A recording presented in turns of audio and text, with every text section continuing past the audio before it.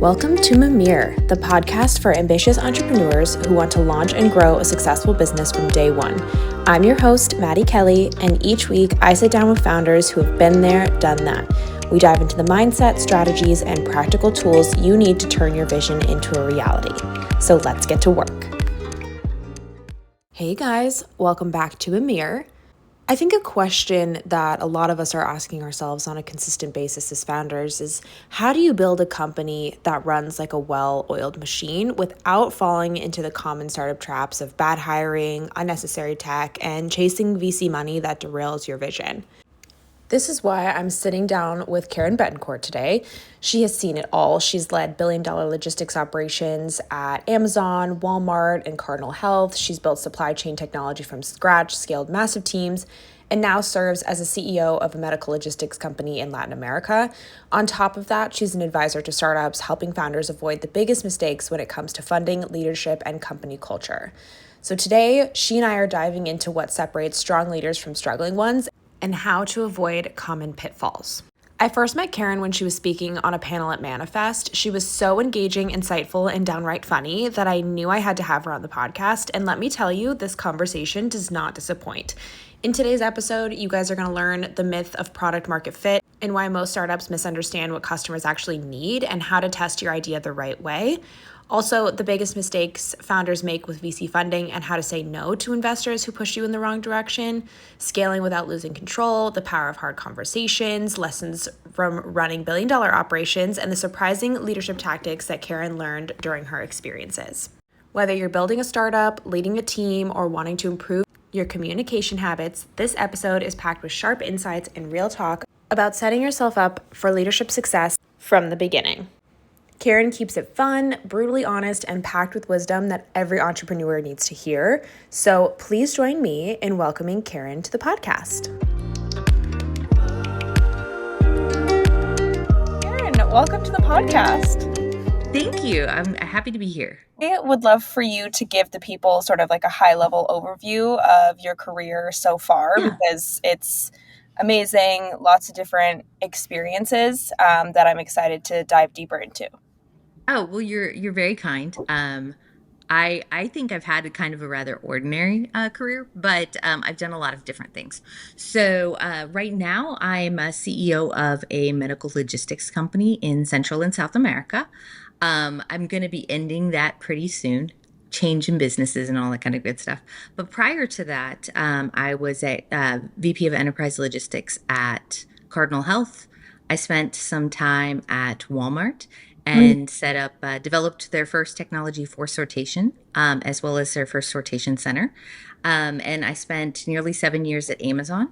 And so I've kind of grown up, honestly, in supply distribution. I also spent some time at Target and McMaster-Carr. So I've pretty much hit, like, if you could have the heavy hitters of industrial supply or retail, I've gone to the trifecta of the large ones. Yeah. And have spent about the last 4 years in medical logistics. I'm curious to know, just from like a personal level, what is the through line for you in your career? Like, is it, I know the supply chain is so complex. Like, is it the fun of trying to solve those problems, or is there something in industrial retail that keeps you going? Oh, that's a good question. I would like to claim that I've had like this grand plan and there's like this through line that just says, oh my gosh, that's it. But if I had to say what it is, I love to solve complicated problems. I love to both build and improve technology, particularly so that people who are your employees as well as your customers are getting what they need. And in my experience, especially in supply chain technology, people forget either of those groups, one or the other. They optimize for customer most often or for employees, and they forget to make sure that it's actually a usable product. This is the funniest thing to me. Anytime somebody is buying tech, the one who's buying it never is the one that actually uses it. So they're exactly, yes. Which boggles my brain, because you're then playing like this game of telephone where Hmm. the people that actually use it are kind of like telling you what they need, and typically it's in like a high level presentation format, which then like, Yes. gets lost through the buying process. So then you buy Mhm. tech that doesn't actually solve the problems that people wanted to solve in the first place. Exactly, right? Like it's this. We've had this problem though before, like software. Even had this back with Henry Ford, who's famous for saying that if I had asked the customer what they wanted, they would have said a faster horse. When he was like, right. So the problem is if you ask people who don't understand what the real problem is, they'll tell you all the things they want. They won't tell you what you need, Mm, what they need, because they probably, quite frankly, don't actually even know what they need. yeah. But people over index on, they either solve something because they're like, oh, this is really, really cool. We can do this. No one asks, should we do this? Is there a reason why, right? Or or they go and they spend 3 years and 3 years of VC funding to go and ask a bunch of customers, and then you get like the Rube Goldberg solution that solves nothing and is overly complicated and breaks all the time. So Yeah. those are most of it. Yeah, and I mean, this is such an important thing for entrepreneurs to be thinking about because Hmm. nobody ever asks, should we build this? Like, I think Yes. every entrepreneur Yeah. thinks that their idea is gold, and it's just, which you have to in order if you want to like pursue this. Oh, completely. Yeah. You're not getting funding if you don't think that your solution is the shit. Like, Truly, really, it's not happening. truly. Yeah. But to your point, like, I feel like unless your product is born out of personal need, which really Hmm. indicates that there is some sort of market gap for whatever you're trying to build, Yeah. including that particular use case, like you have to challenge your assumptions about what you Hmm. think your customer needs Yeah. consistently. And Hmm. also, like, just because a problem exists doesn't mean that you should solve it, which I think is hard for people to understand and like grasp, you know? Yes, because yeah, like unintended consequences is a thing, right? Solving one problem generally in the world, I'm old now, but like it is absolutely going to cause new problems, right? So yes, it's not to discourage every entrepreneur who's listening to this either. There are plenty of entrepreneurs who are actually focusing on real problems and they've solved something. But it's so easy. The funders, the VCs will get to you and they'll be like, "What's your TAM? What are you going to do? How do you make this bigger?" Right? And they're like, "How are you just going to scale to $1 billion in 5 years?" First of all, if it was that easy to scale to $1 billion in 5 years, probably somebody else is doing it, right? You have a big competitor for it.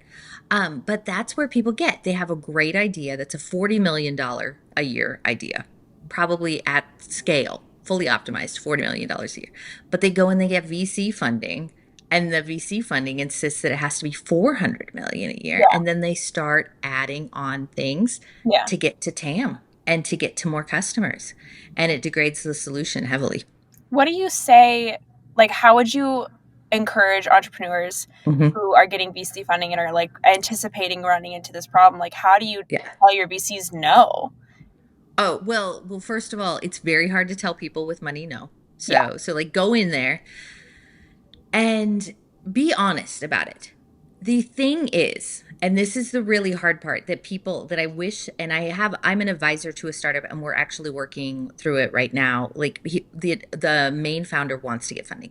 And the Hmm. big question that I'm asking, because I was talking to this brilliant person who's been through a bunch of these, is why does he want funding? Like, first of all, ask yourself as a founder, why do you want funding? Because that will help you address this as you're talking to the VCs, right? Hmm. If you want funding because you have like this huge problem and you are super confident it's $1 billion in 7 years, right? Okay, awesome, very cool. It's already there. What that is, why do you want VC funding? Is it really capital intensive, or do you need a big marketing, thing? Do you Hmm. need to explain it to customers? Okay, what compromises are you willing to do and to get that money? You're saying, yes, it's needed. I've got all this. Okay.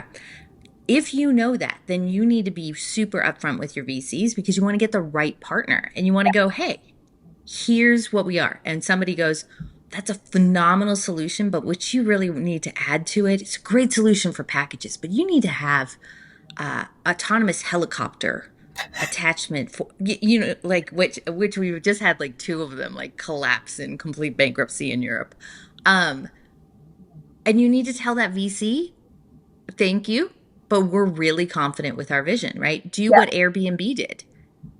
Chetsky turned people down. They said no. We're really really confident in our vision.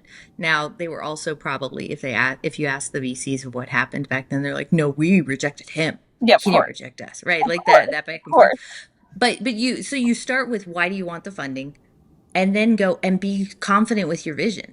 Now, if you haven't, and most people in the world do not do enough self analysis and do not stop and ask themselves why they want things.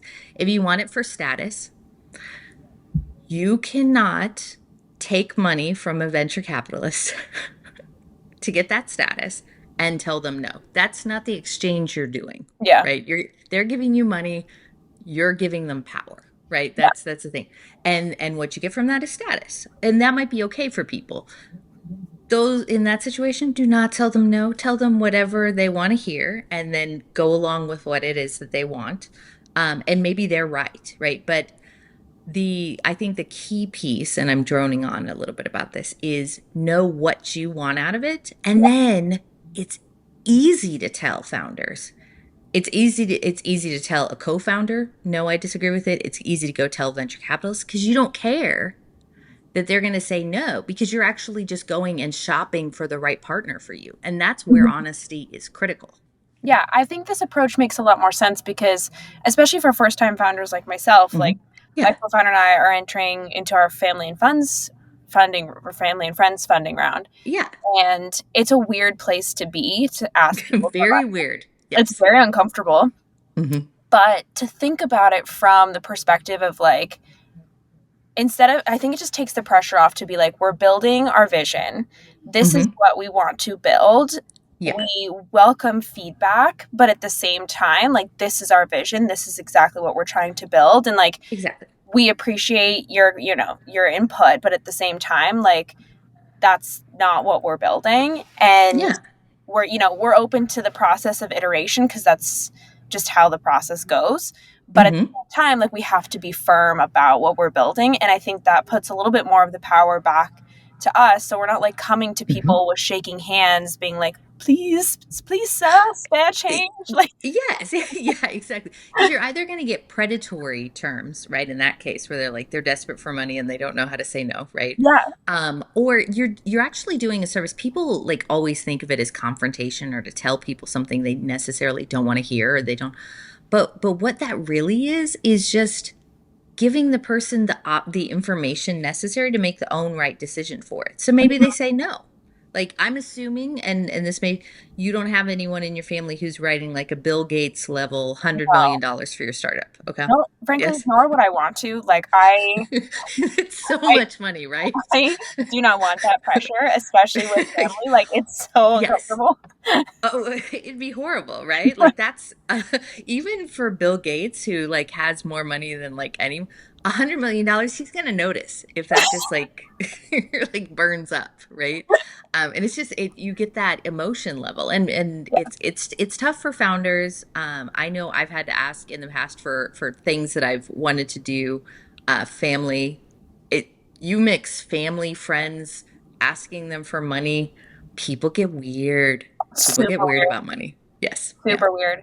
So like Yeah. he and I were talking about it and like trying to figure out what that line is. I mean, Hmm. it's part of the process, but like for me, I have certain hard lines that I'm just not going to Hmm. cross because I just simply like do not want that on my conscience. I don't want that Yes. in my karma. Hmm. Like, Yeah. no, thank you. But I'm also curious. I didn't know that you were on an advisory board for a startup. Can you talk a little bit more about that? Yeah, so it's a sensor technology called Wavenova. They've developed this really, really cool, and everyone talks about sensor, and it's like, yeah, is it really cool? But this actual sensor, it can do GPS, temperature, humidity a little bit. Humidity is always a bit of a pain in the butt. Vibration and light and darkness exposure with a battery that lasts for 5 to 7 plus years. Years. So Yes, years. Yes, this is What? like yes.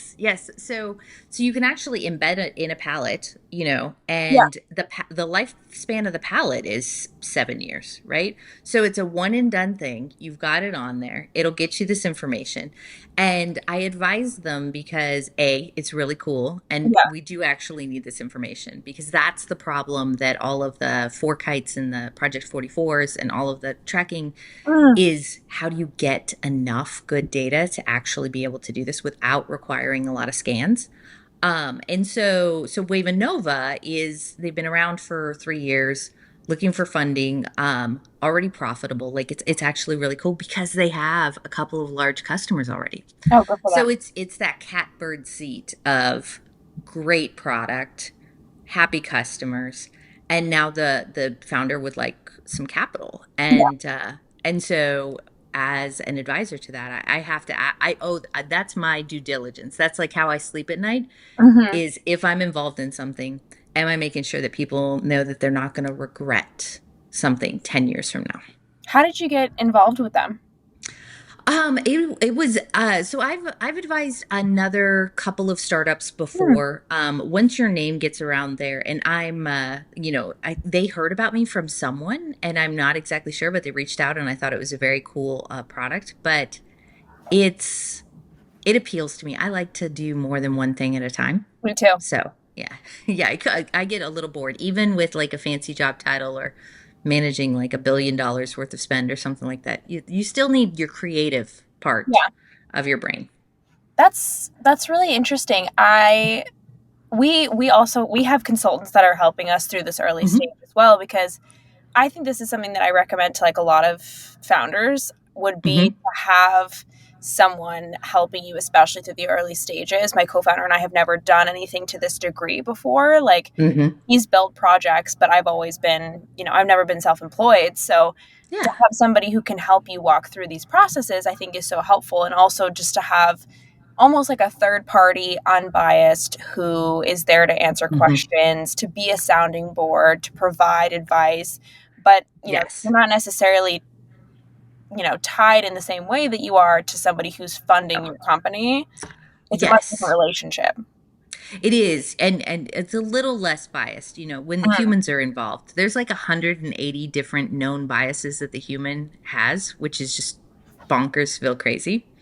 Um, but yeah, it's a lot of founders have never run a business. They've run a small business of like 10 people, and they need to scale to 200, 1,000.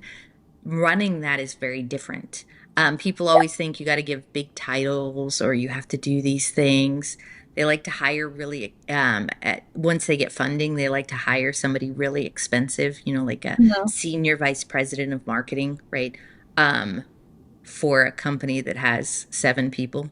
Yeah. Is a little ludicrous, right? And having outside advisors who have a lot of experience in running businesses can help you question when they're like, that's an amazing job title and an amazing pay for someone who has less to do than people at my company.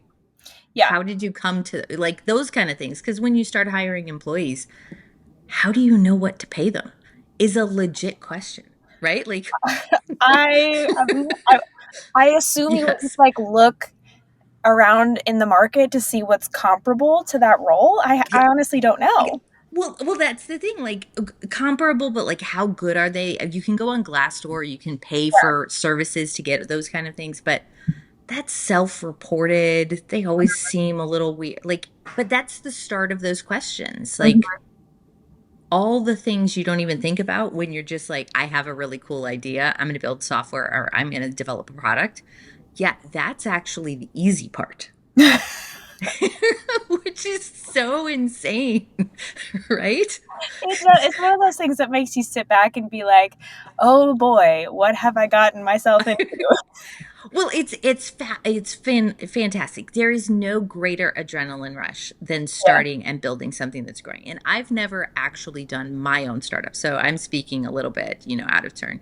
But I did work at Amazon, and I joined them in 2012, which was, back in the day, growing 30, 40, 50% a year. Like Yeah. that is an intoxicating level of things are constantly changing, everything's going, and it's so fast paced Hmm. that if you don't have a good idea of your guardrails, of what you're going to do, what's important to you, you can find yourself off course pretty quickly. Yeah.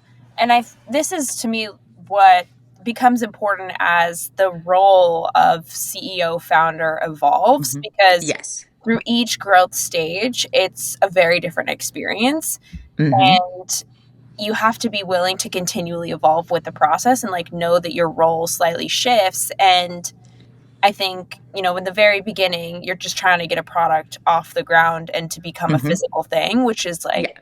you're very heavily into the product. You're like answering and asking all the questions.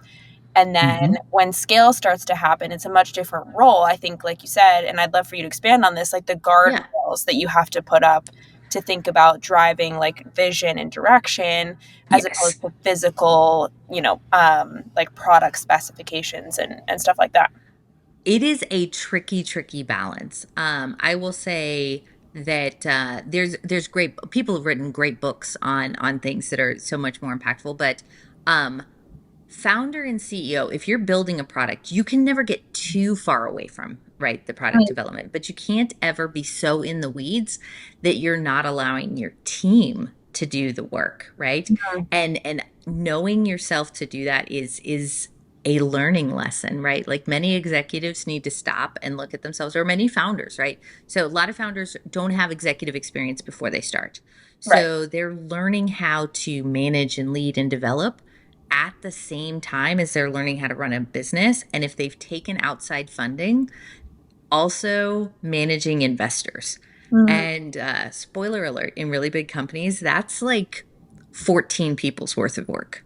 And in a really small company, that's one person. So you have to prioritize your time. You have to start and go, okay, what worked for me at 5 people isn't going to work for me at 200. And as I'm looking through at 200, you can still be a CEO and all the department heads report to you. Mm. We have a very small company here. I've roughly 150 people. Basically, all the department heads report directly to me, and we outsource finance Okay. and HR actually.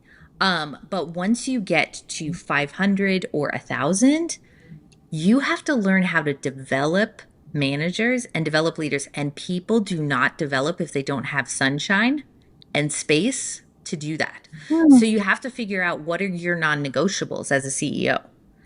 Are you the person who's like, hell no, I'm gonna Steve Jobs this. I'm gonna be all the way in there until I find my Joni Ivy, right? Like I'm Yeah. gonna be like all the way in the details with the product. Are you going to be the world's most phenomenal bootstrapper of a CEO and manage your financials really closely? Mm. Well, you're going to focus your time in finance, but you're going to spend time to either hire or develop a kick-ass marketing person Yeah. or yeah, right sales and development. And so it all depends on what's your strengths, what size you are. And then the most important thing for any leader and any executive, but particularly a CEO, is take yourself out occasionally, make yourself go to the 30,000, 60,000 foot view, stop and look at what's going on. Mm. Most of the time, it is not at all what you thought was going on. At all. You're Perfect. like, oh, that's kind of working. Holy crap. I don't know why that's working, but that's fine. And then there's a dumpster fire somewhere. There's always a dumpster fire. Your goal is to keep it to less than 2 dumpster fires. How do you, I mean, also another question, I guess, Yeah. do you ask your director, like the people who directly Yeah. report, you ask for feedback on a regular basis as well? Like, how am I doing as a leader? Or Oh. is that like a Oh. weird line that you shouldn't really cross? Or, Okay. So there are so many schools of thought on this. I have never found so I do ask for feedback occasionally.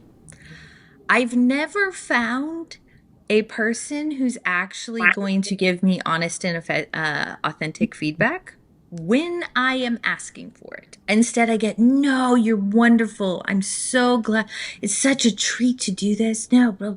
And yes, I am perfection on a stick, an angel with no flaws. Right? Like there's this scientific theory, especially within psychology, but in the sciences and in physics, that the act of observation changes what's happening, Yes. right?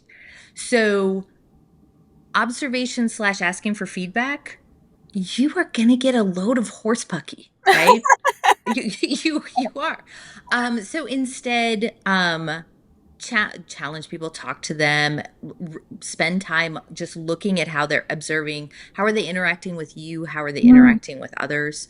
Um, is there something different about what that is? And then particularly if you've got more than like five or six people, you need a good person who's like that. They have the spidey sense with Mm. people to know when they're unhappy or they're bored or they're, frustrated about something, and have that person observe and give you feedback. It's that other person that's really the trick and the key to it.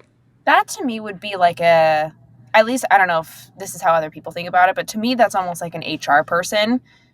Um, Frequently it is an HR person, but I yeah. will tell you the story of what happens. So it is a lot of times an HR person. A lot of people are drawn to HR because they love people. Mm. You can go too far. So I once worked at a company where the director had his HR person, and she enjoyed the power so much that she would actually tell people she was really the director of the building because he did Oh, everything based on her guidance, and that started to have like some toxicity and some compliance, like when HR is a little bit tainted, you've got some problems. for sure. So I would challenge it. Frequently is HR, but honestly those sage people can be in anything. It could be your engineering leader. It could be your finance partner. Some finance people forget that the CFO or the finance or accounting, they think all those people only pay attention to numbers. Let me tell you, who's in the most meetings and has the most observation and is a quiet person people Mm. forget about? Get your finance partner to tell you what they're thinking because they are observing a lot. That's Don't fascinating. just auto go to HR. Yeah, I mean, we're, I'm at a two, not even a, we're not even at 100 people yet, and we don't have Hmm. like an HR person um, It's yet. probably a sensible call. Sensible Yeah. call. Yeah, I Yeah. mean, I think we're probably getting to that point soon just because between two offices, it's a lot to manage, and there's like not one Yes. person who's doing all the onboarding, especially as we Hmm. scale. Yeah. But up until this point, it's been totally fine. And, I think we're lucky to have a bunch of reasonable adults who can work relatively well together. But Yes. I'm sure that that has to change at some point. Oh, yes, because while there are many reasonable people on the planet, the likelihood of only having reasonable people or everyone always being on their best behavior or everyone always doing and following the policies the way they were intended to, not just the letter of them, that like as you scale, that percentage just does not scale with you. Something interesting that you said too is not Yeah. people following it to the letter, but as it's Hmm. intended. And I think Yes. that's such an important distinction across Hmm. so many different functions, like not just Yes. HR, but like Hmm. thinking about that from a how it's intended perspective, I feel like Hmm. probably also applies across a lot of other disciplines. Yes, yeah. I in my experience, when you're and just for anyone who's listening, I'm a huge fan of HR. I worked with some really really great HR people, but a lot of times it's easier to implement a policy instead of dealing with what caused the prompt that required the policy to be created. And that requires the conversations. So like for example, this happens a lot with really big companies. They'll change the reimbursement rate for your lunches and dinners, or they'll limit you to you can only spend $200 or $300 on a hotel room, and you can't spend anymore. Mhm. And makes sense. It comes from trying to control costs. CFO does all that kind of stuff. But the intention is we send people that we hire and we trust to go do things. If you're on a trip, you should be hired and trusted to do those things. We want you to follow that and we expect, my point is, don't drive 3 hours to get to the only $300 hotel room Yeah. if you happen to be in Las Vegas and everything's 600 because a convention's in charge. Mm, That is a policy violation that in a lot of companies will just get stopped, and drives a lot of issues for employees and for managers because we've stepped away. We put a flat list of rules over something, yep. and it doesn't give us flexibility to do something. So that's the reason why I say, as long as you can stay small, don't add a bunch of policies. It's Yeah. going to, and don't tackle things by just implementing a new rule, because guess what? There are people like me in the world who love a rule just to see how they can get around the rule. And that's actually what you want, within reason. I'm not a completely shady human, but some people will, like, if you have, like, for example, here's another example with the the dinner reimbursement, say $35. Yeah. And this, I think, was it somebody got in trouble recently because some employees got fired because they had a meal reimbursement if you stayed, might have been Google or Meta. If you stayed late to 8 p.m., Yes. you got the dinner reimbursement, Yes. right? Yes. And some people were using those dollars for, like, toothpaste and other things because they found out that you could order from, Like Instacart or CVS. something. Yeah. Yeah, exactly. And that's a technically within the lines because it's a approved retailer and it's under your dollar amount, but completely violating the rule. Yeah. And that's because their policies get gotten too far away from the actual intention behind that. And then you said something also about like this could just be solved by a conversation. And do Mm-hmm. you think it's like a company wide conversation, or is it something Oh, where you're good like God, no. No. just People love to personal? do this. Oh, it is a yes. Okay. People love to do this. We all want, every single human at some point wants, like, the teacher or the cop or the white knight to come in and inform everyone that this is the rule. So everyone gets the same message. How about we freaking talk to the one person or two people who are doing something different and ask them what's going on before we tackle it with a Mm. gentle reminder? The people do the big company announcement and then the written policy. That's a legal protection, because if you need to prove that you had a demonstrated policy and you notified everyone, you have to do that. Yeah. But that's not the way to deal with people, and it's not the way to build relationships or drive your employees forward. That's through individual conversations. And this is something I found entirely fascinating about you when we Hmm. met at Manifest, because Yeah. you have a passion for having the hard conversations. And Yes. Hmm. I respect that so much because I think it's so important. And Hmm. where did that inspire, like, where did that come from? What was the inspiration behind that? How has that become such an integral part of your life? Oh, that's a good question. So, like so many things, probably starts back in childhood, but then very much.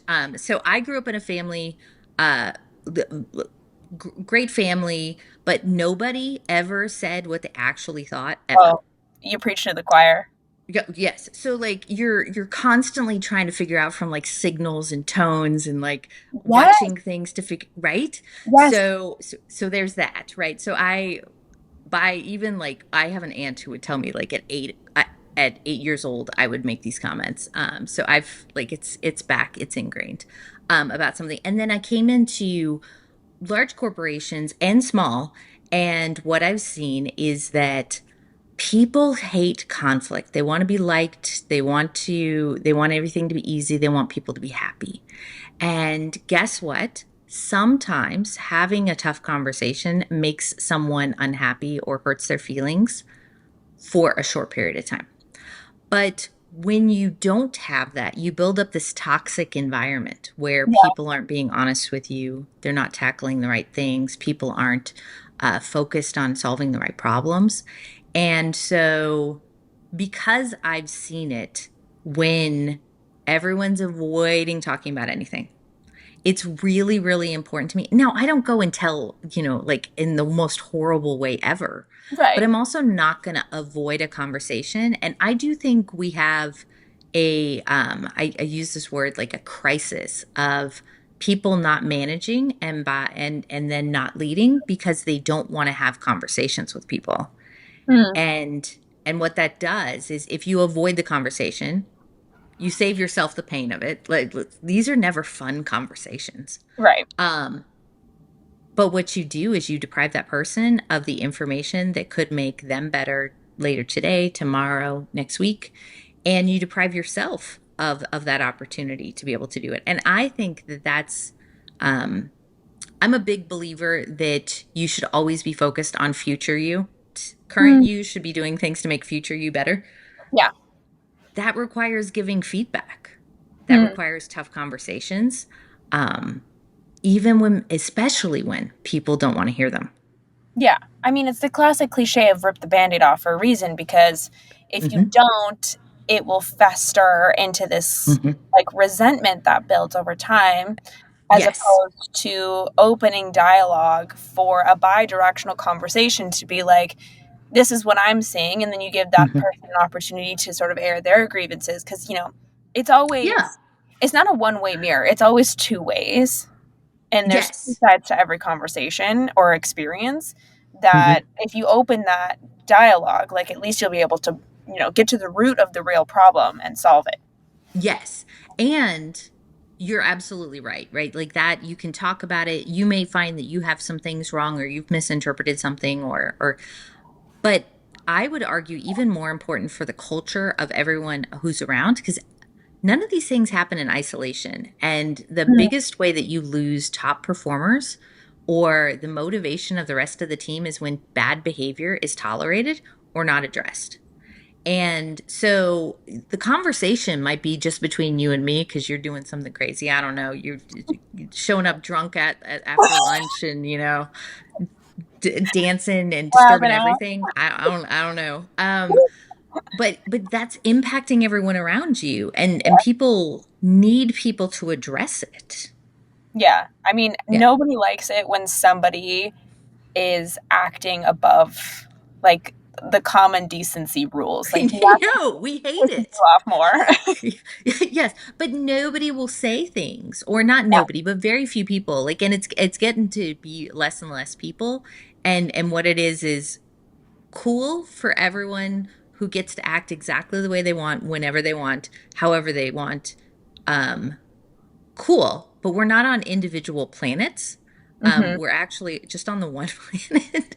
And so there does have to be a little bit of like societal molding Yeah, and understanding there's a proper time for everything.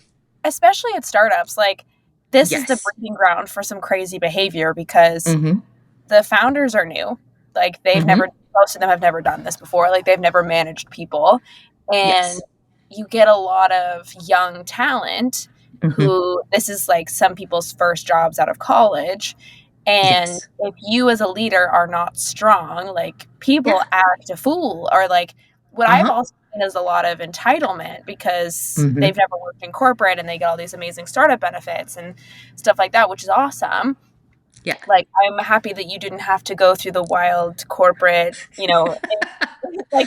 integration that I had to go through. But at the same Yeah. time, as a young leader of people Mm-hmm. in this like fast paced environment, how do you how do you create a culture of open dialogue in a Yeah. healthy manner that facilitates like the right culture? Well, you start it from day one and you treat it a little like people go wrong on this because they think that you wait until the behavior is really bad to address it, and Mm, it's so much more important. Like nobody's going to let a 2-year-old reach their hand up to a lit burner in a kitchen um without like immediately like yeah, anyone who sees that is going to go, "Oh my god, what are you doing?" Right? yeah, yeah. But so nothing that extreme, but you have to go like, so say somebody's coming in or they're wearing a shirt that's wildly inappropriate. I don't know, Yeah, some of these things can be. example. Yeah, Yeah. yeah, exactly. And the greatest, and is a very California thing that I do, but for sure I have absolutely gone, dude, what are you wearing? Right? Like in that moment, right? Like instantly, like Yeah. Talk to me about what's going like What was the thought and process? yeah, and if the leader's doing that, or whatever, everyone else will bust out laughing generally, right? Yeah. Because everyone else has seen the same thing. It's not done in the person probably gets a little embarrassed in that moment or whatever, right? I'm going to go out on a limb here and say, Yeah. like, I am long on public shaming. I I, think it's necessary at I do times. too. I Yes. think so too. Without it, like, Yes. how do you deter bad behavior? Well, that's the thing, right? So like it's a fine line, right? And there's definitely some times in my career that I probably should have handled it like a little bit differently, but I also think that you have to understand that there's never a perfect way to ever give anyone negative feedback in any form, whether it's easy negative feedback to give or tough negative feedback. So something's going to go wrong with it, Mm, and figure out ways that make it more casual. mm. Dude, what is going Yeah. on? With a little bit of a laughter and that kind of stuff is a casual but gentle like nudge back, Yeah. right? You should not be like screaming at someone or doing any of those kind of things. And there was something that an example came to my mind. Oh, here's a good one. I have different examples. Once had I'm a mentor for one of my colleges. And so I was doing mock interviews with people, and they Mm, were talking about these things and all this kind of stuff. And a good example of when it's not appropriate to do it. So I talked to this woman. She's on the video call in her dorm room, uh-huh. whatever. There's a lump in the bed that's clearly another human. Okay. No. She has no digital background, nothing, all this kind of stuff. And, Of and course, Zoom so, backgrounds. yes, yeah, I'm like there's like 72 million of them you could pick that don't let me see that, but okay, it's cool. So but it's a professional thing. I'm doing all that kind of stuff. So we're talking about it, and I was like, yeah, this is going to be awkward because the other person's in the room. They're going to hear Clearly. that this comment was made and all this kind of stuff. So I went through the whole thing and did all of that, and then I just reached out to the organizer, and I was like, hey, someone should talk to her about her background because I don't know who it was, because the lump moved a couple of times. So this was not like, Confirmed. like Confirmed it it was was like not a confirmed. stuffed animal. This was not a bunch of pillows, right? So Okay. like in that case, was I the right did I need to say anything in the moment? No. Mhm. Was I the right person to deliver the message? No. Does the message need to still be given? Those are really the three things that Mm. you need to always ask when you're going to have a tough conversation. And so it failed on the first two, but she desperately needed to know to never do that again. Um, I mean, how you don't know that like someone's gonna notice? Yeah, well, like Who knows? it clearly it didn't cross her mind, right? And so you have to remember that everyone is on their own journey and Yeah. they don't have the same knowledge, the same exposure, and all that kind of stuff. And so you want to give them the benefit of the doubt, but also give them the feedback so that they don't do that in the future. Because that was like Looney You're Tunes. So that's my saving example her. of like I didn't need to give the feedback, but the Yeah. feedback needed to be given. Yeah. I mean, you're saving her from herself for sure. So Yeah, well, exactly, because I want her to get amazing jobs, and I don't know a lot of people who are gonna think highly of someone who's got their human lump in the bed behind them on an interview. So, it's just yeah, weird. yes, So, last question. I'm yeah, curious to know what your take is on, what is shaping the future of leaders in, fast-paced hmm environments, yeah. startup vibes, entrepreneurialism. What kind of traits should people be, either looking out for or trying to adopt Mhm. within themselves in order to be and, shape the future of the work environments? Oh, it's an excellent question. I think the number one most important thing is you really pay attention to your team composition, and what by that I mean you need to make sure that you've got in startups you have to have a love for ambiguity and a love for fast-paced weirdness, right? Yep. Like that. So that is number. But you cannot afford to have a team of larger than like 5 people without someone who is the pain in the ass stick in the mud who insists on there not being that much ambiguity, A right? curmudgeon. Like, right, there has to be a curmudgeon. There has to be the person like, cool story, bro, but we have a presentation in 2 weeks. When is the presentation going to be completed for the other check? Right? Like there has to be that person. Yeah. So as a founder, or a key man, or key woman, you need to make sure that you understand what are your strengths, what are your weaknesses, and then you have to go hire the person who has those skills.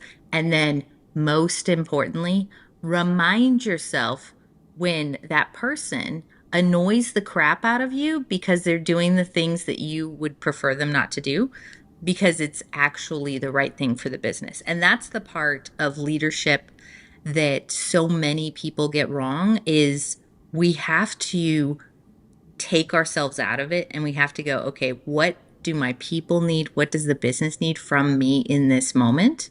Yeah. And then give that, especially and maybe most importantly, when that's not necessarily what we want to do.